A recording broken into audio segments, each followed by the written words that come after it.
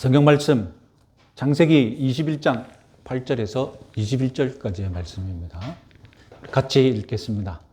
아이가 자라매 젖을때고 이삭이 젖을때는 날에 아브라함이 큰 잔치를 베풀었더라. 사라가 본즉 아브라함의 아들 애굽의 여인 하갈의 아들이 이삭을 놀리는지라. 그가 아브라함에게 이르되 여종과 그 아들을 내쫓으라.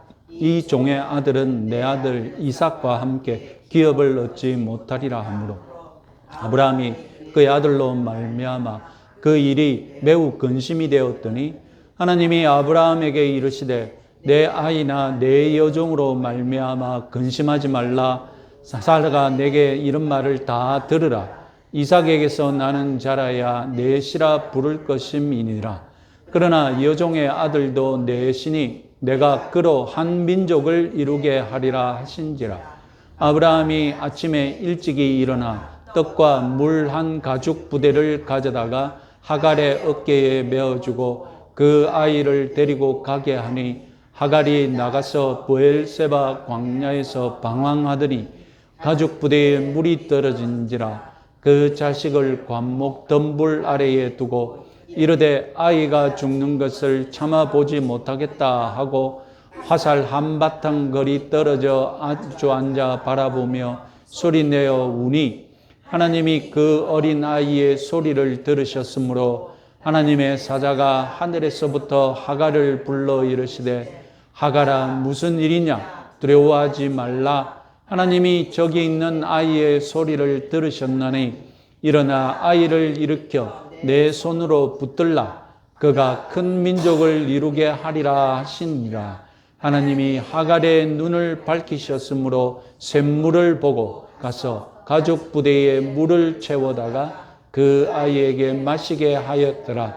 하나님이 그 아이와 함께 계심에 그가 장성하여 광야에서 거주하며 활 쏘는 자가 되었더니 그가 바란 광야에 거주할 때에 그의 어머니가 그를 위하여 애굽 땅에서 아내를 얻어 주었더라. 아멘. 예, 오늘 본문의 주인공은 사실상 하갈과 이스마엘입니다. 이 두 사람을 주인공으로 하는 실화는 이미 16장에 있었죠. 그러니 이 16장이 이 이야기의 제1부가 되겠고 오늘 본문은 제2부가 될 것입니다. 창세기의 글쓰기 특징 중에 하나가 형제 중에 조연에 해당하는 형제, 즉 하나님의 선택과 축복을 받지 못한 자가 먼저 소개되고 하나님의 선택을 받은 주인공은 나중에 소개하는 것입니다. 앞서 참고해 보시면 셋의 후손 이전에 가인의 후손을 먼저 정리해 두었죠. 셈의 족보 이전에 함과 야벳의 족보를 먼저 소개했었습니다. 그리고 오늘 본문에서는 이스마엘을 이삭보다 먼저 소개하고 있는 것입니다. 자, 하갈과 이스마엘 이야기는 1부나 2부나 사실상 그 줄기가 같습니다. 표에서 보시다시피 하갈 측에서 1부는 하갈이, 2부는 아들이 큰 실수를 저지릅니다. 그러면 이에 사라가 진노하여서 아브라함에게 하갈 모자를 내쫓으라고 항의합니다. 그러면 아브라함은 마지못해 하갈 모자를 내보냅니다. 그러면 이 모자는 광야에서 절체절명의 위기를 맞습니다. 그때 하나님께서 그들을 구원해 주십니다. 하나님께서 하갈에게 하신 약속 있었죠. 16장을 보시면 하나님께서 그때 이미 내 자손을 지켜주시겠다고 약속하셨습니다. 그런데 이 아침 막장 드라마 같은 사건이 두 번이나 반복되고 있습니다. 어떤 소설가도 이런 막장 사건을 두 번씩이나 지어내지는 못할 겁니다. 실제로 두 번 일어났기 때문에 두 번 기록된 것입니다. 우리는 이 아침 막장 드라마 같은 이 이야기를 읽으면 사실 은혜 받기가 힘들죠. 하갈 모자가 분수를 알고 좀 처신을 하든지 아니면 사라가 용서하고 하갈 모자를 좀 품든지 아니면 아브라함이라도 가장답게 좀 가정을 잘 다스리든지 그런 이야기가 하나라도 있더라면 조금이라도 우리가 은혜 받을 구석이 있는데 아무리 읽고 해석해 보아도 이 이야기는 누가 더 잘못했는지 그 책임을 묻는 방향으로 나갈 수밖에 없습니다. 누가 이 사달의 책임이 있는지 여러분들은 어떻게 생각하시는지 한번 들어보시기 바랍니다. 자, 먼저 이 사달을 일으킨 장본인, 역시 누가 뭐래도 하갈의 아들 이스마엘이겠죠. 이삭이 저절되는 것을 축하하는 잔치에서 이스마엘은 이삭을 놀렸습니다. 당장에 이스마엘이 이삭을 어떻게 놀렸을까 궁금하시죠? 그런데 9절은 번역상 논란이 있습니다. 옛날 번역은 희롱했다라고 번역했죠. 그런데 우리가 지금 오늘 사용하고 있는 개정판은 놀렸다라고 번역했습니다. 이 히브리어는 이삭의 뜻이 웃는다이지 않습니까? 그 단어에 히브리어 알파벳 앞 단어를 하나 더 붙여서 만든 단어입니다. 웃는다 이 단어에 그냥 철자를 하나 더 붙이면 마치 우리말로 웃는다, 비웃는다 이런 식으로 그 단어를 만든 것입니다. 성경은 일부러 이삭의 그 히브리어를 사용하여서 이스마엘도 웃었는데 나쁘게 악의적으로 웃었다 이렇게 기록했던 것입니다. 그리고 히브리어 원문에는 흥미롭게도 이삭이 없습니다. 제가 지난 시간에도 말씀드렸듯이 작년에 새로 출간된 새 한글 성경은 구절을 히브리어 문자대로 잘 번역했습니다. 같이 한번 읽어볼까요? 사라가 보니 이집트 여자 하갈의 아들이 놀고 있었다. 어떻습니까? 이삭이 사라졌죠. 이삭 없이 이스마엘 혼자 놀고 있었다고 번역했습니다. 그런데 훗날에 성경을 번역하는 사람들이 이스마엘 혼자 놀고 있었다는 것이 좀 문맥에 안 어울리니까 이삭을 넣어 번역하는 것이 좋겠다 이렇게 생각해서 70인역과 불가타 라틴어 성경이 이삭을 추가했습니다. 그리고 영어 성경도 이삭을 추가해서 번역했고 우리 성경도 이삭을 추가해서 번역하고 있습니다. 그러나 문자적으로 성경을 번역하는 영어 성경들은 이삭 없이 이스마엘이 혼자 놀았다라고 번역한 영어 성경도 많습니다. 하여튼 이삭이 있든 없든 도대체 이스마엘이 무슨 짓을 했을까? 당시 이스마엘의 나이는 17세 전후입니다. 상상의 영역에 속한 일이 되겠죠. 고대 유대인들은 이스마엘이 우상숭배했다, 성적으로 부도덕한 짓을 저질렀다, 심지어 죽이려 했다 이런 상상까지 더했습니다. 그 중에 가장 온건한 견해는 이스마엘이 내가 장자다라고 혼자 외쳤다는 것입니다. 자, 너무 멀리 상상하는 것은 바람직한 해석이 아니겠죠. 분명한 것은 사라가 분노를 터뜨릴 만한 행동을 이스마엘이 했다는 것입니다. 우리는 일단 원인 제공자 이스마엘에 대해 책임을 물었습니다. 그럼 사라의 태도는 이해할 만합니까? 10절을 다시 읽어봅시다. 그가 아브라함에게 이르되 이 여종과 그 아들을 내쫓으라. 이 종의 아들은 내 아들 이삭과 함께 기업을 얻지 못하리라 하므로. 사라는 75세 때 16장에서도 이미 하갈을 내쫓은 적이 있습니다. 그때 뱃속에 이스마엘이 있었죠. 그런데 하갈이 살아 돌아왔었죠. 하나님의 은혜를 받고 돌아왔었습니다. 사라가 76세 때 이스마엘이 태어났습니다.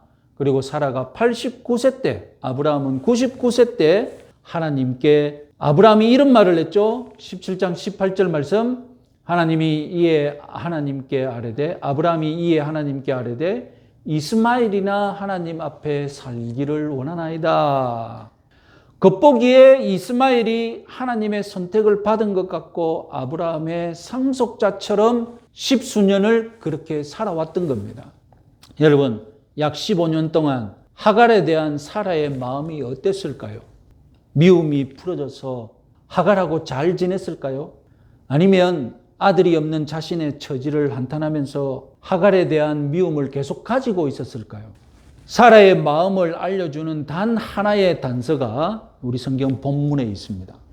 사라가 이스마엘의 정체를 어떻게 보고 그의 이름을 부르고 있는지 우리 표를 한번 주목해 봅시다. 표에서 보시다시피 아브라함은 그의 아들로 인정하고 있고 그 아이라고 이스마엘을 다정하게 부르고 있습니다. 하나님도 아브라함과 같이 그 아이라고 이스마엘을 부릅니다.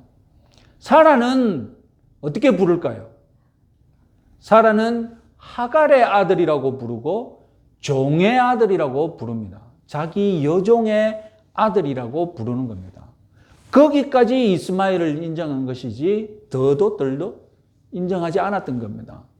사라의 마음에 이스마엘에 대한 인식이 어떻게 되었다고 여러분 느껴지십니까?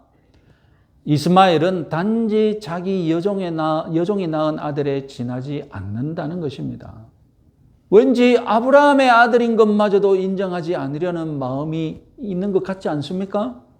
저는 사라가 16장에서 하갈을 내쫓았을 때의 마음을 쉽게 풀지 못했을 것이라고 믿습니다. 아브라함이 이스마엘을 점점점 상속자로 인정하려고 했을 때 15년 동안 이스마엘이 커오는 그 15년 동안 이스마엘이 자라면 누구를 닮겠습니까? 아브라함을 닮고 그럴 때마다 아브라함은 이스마엘을 점점 상속자로 인정하고 정을 주는데 사라는 그 일을 찬성하지 못했을 것입니다. 마음이 열리지 않았을 것입니다. 이스마엘이 아브라함을 닮은 유일한 상속자로 쑥쑥 자라는 동안 사라와 하갈 사이에 좋은 일은 없었고 오히려 오해와 미움이 쌓일 일은 계속 있었을 것입니다. 하갈이 또 교만해져서 의도적으로 사라를 상처를 주는 말을 했을 수도 있고 아니면 사라가 편견에 사로잡혀서 하갈을 오해하는 일도 있었을 수도 있고 그러다가 사라가 임신했고 이삭을 낳았습니다. 이제 사라 자신이 낳은 아브라함의 상속자 이삭이 있습니다. 사라의 마음은 어땠을까요? 이제 하갈과 이스마엘은 불필요한 존재, 없으면 더 좋은 존재에 지나지 않았던 겁니다. 무엇보다도 사라는 이스마엘에게 상속 재산을 나눠주고 싶지 않았습니다. 10절 하반절 같이 한번 읽어볼까요? 이 종의 아들은 내 아들 이삭과 함께 기업을 얻지 못하리라. 사라의 본심이 드러난 거예요. 학자들은 당시 고대 중동의 상속법을 소개합니다. 그래서 이스마엘과 같은 아들에게는 상속 재산이 있다고 이야기합니다. 또 어떤 법에는 여정을 통해 얻은 아들을 자유인으로 해방시켜주면 상속 재산이 없어진다고 또 그런 법이 있다고 합니다. 하여간 사라의 행동은 상속 재산 때문이라는 것이 이 본문은 분명하게 말하고 있습니다. 사라의 욕심은 이스마엘을 자유인으로 해방시켜주는 그런 욕심이 아닙니다. 고대 법이 무엇이었든지 자유로운 유목민인 아브라함이 고대 어떤 나라의 상속법에 매여서 따랐을 것이라고는 생각하지 않습니다. 사라의 행동은 그저 고대 상식으로 생각했을 때도 상속 재산을 독차지하려는 그런 비장한 면이 있는 것 같습니다. 이스마엘이 사라의 분노를 폭발시키는 어떤 짓을 한 것은 분명합니다. 그렇다고 이스마엘에게 17살 전후가 된 이스마엘에게 너는 왜 철이 일찍 들어서 사라를 만족시키는 착한 아이로 자라나지 못했니? 우리가 이스마엘을 비난할 수 있습니까? 이스마엘이 자란 환경을 생각해 보십시오. 사라가 이스마엘을 따뜻하게 품었을까요? 눈치 주는 일이 없었을까요? 그래서 사라가 환대하고 이스마엘을 품었는데도 불구하고 이스마엘의 반항심이 폭발해서 이스마엘은 이삭을 희롱했을까요? 저는 근본적으로 사라의 미워하는 마음이 이 가정의 문제를 생산하는 근본적인 원인이었지 않았을까? 그래서 사라가 이스마엘의 행동에 대해 사사건건 과민 반응했지 않았을까? 그런 생각도 해봅니다.